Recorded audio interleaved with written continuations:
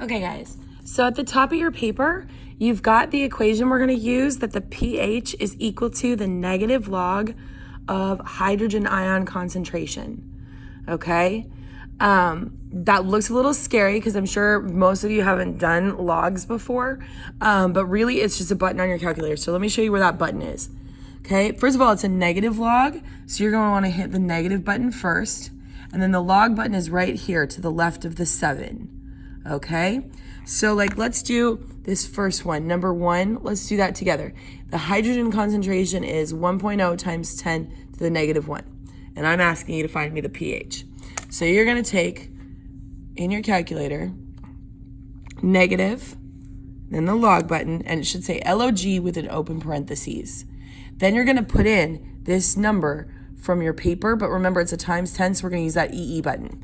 So to do that, we're going to hit 1.0, that's the number. Then instead of times 10, we're going to do second function, that's the blue button, comma, and you should have a little capital E up here. Your calculator is asking you for the exponent. Now, really important, guys, the exponent is a -1. That negative makes things interesting. Okay, we're going to put in -1 and then close off that parentheses.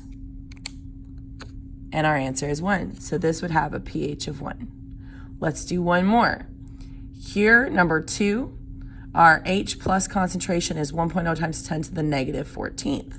So again, we're going to put in negative log 1.0 second, comma, and then we're going to put in that negative 14. So we hit the negative button and the 14. Okay, close off your parentheses. And our answer is 14, okay? So that's really all there is to it, folks.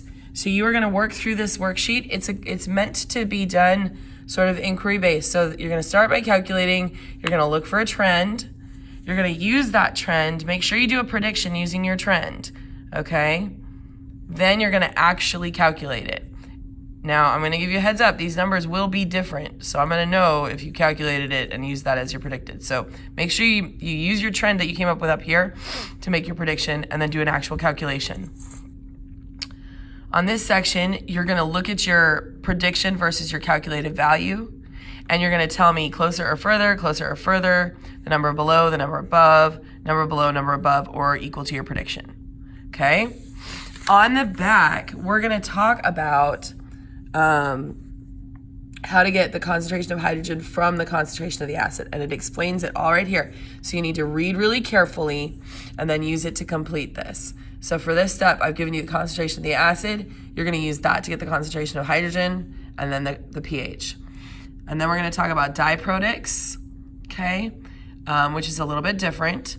So you need to really read that part carefully, and then you're going to do the same. Use the acid concentration to get the concentration of H+, and then use H+ to get the pH using the log, the negative log function.